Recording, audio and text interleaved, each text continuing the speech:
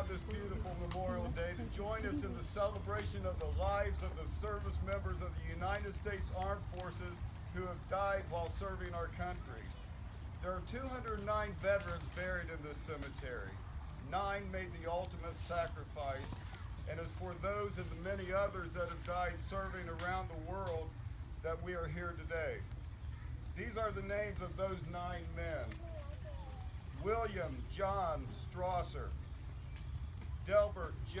Pierce, Noel D. Seeker, Walter Merle Elliott, Marvin E. Jacobs, Glenn B.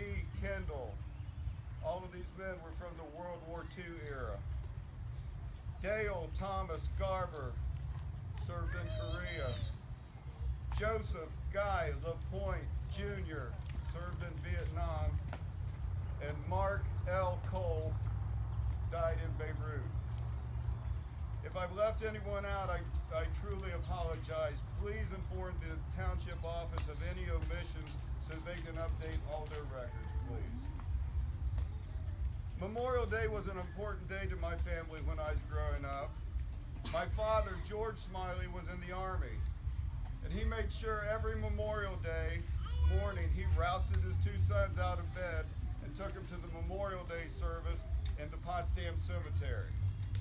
Honoring our fallen service personnel was important to my dad, but it didn't just stop there. I remember watching the news with Dad and the newscaster reporting some of our service members have been killed, and I just remember him sitting there shaking his head, just saying, all those servicemen families, I can't imagine what they're going through. Around Thanksgiving and Christmas, he'd always remind us that some service members didn't get to come home for Christmas and Thanksgiving, and some service members never got to come home. He would respectfully sing the national anthem. His eyes got misty when he heard taps played. He showed us many times throughout the year that Memorial Day was important. He made sure we understood there was a price paid for our freedom and our way of life. A very high price with the lives of members of the United States Armed Forces. My father knew what it was like to put his life on hold with his wife and family at home as he was recalled during the Cuban Missile Crisis. He talked about that he was not excited about returning as a newlywed and had a newborn, but it was one's honor and duty to defend your country, without question. He would always remind my brother and I that despite our disagreements, the United States is still the greatest country in the world because of the heavy price paid by our service members over the history of this country. I challenge you to talk to your children and grandchildren. Make them put that phone down for just a little bit and tell them why Memorial Day is important. And show them throughout the year why Memorial Day is important as well. Don't let Memorial Day happen just one time a year. Show your children and grandchildren with your actions the importance of Memorial Day all year round. As my father did with my brother and I, make sure they understand that freedom is not free. Frequently you hear the scripture John 15:13 quoted this time of year, greater love hath no man that a man lay down his life for a friend. And that is so true. I listen and read stories about battlefield heroics with wide-eyed amazement when I hear some of the superhuman feats that American men and women will do in the heat of battle to secure safety for those around them while putting themselves in harm's way. I've also heard and read about the many times the amazing camaraderie on the battlefield between each other. I've heard people say that war was horrible, but they missed the friendship and the closeness they had with their comrades on that tour of duty. It's absolutely amazing the human selflessness that was exhibited by many of our fallen armed forces members during their final moments on this earth. But in another sense, our fallen veterans didn't just die for their friends, but they died for people that didn't even care about them, that didn't even know them. They died for people that disrespect the American flag.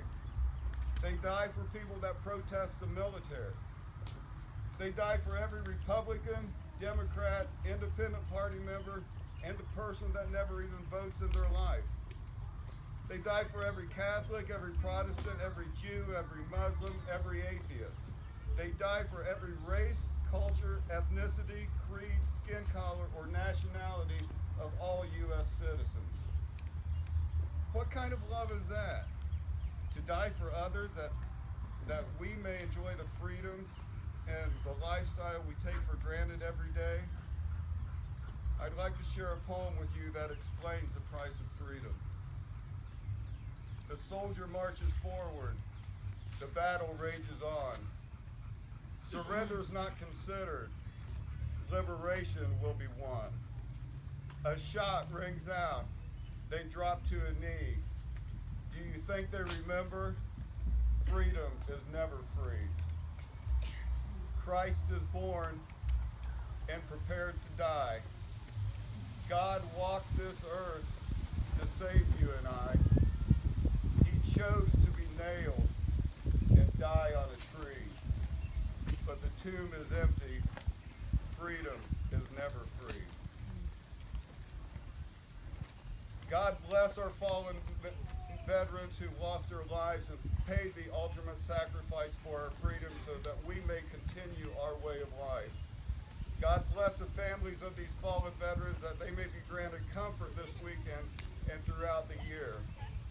God bless you and your family members this weekend. God bless the United States of America. Amen.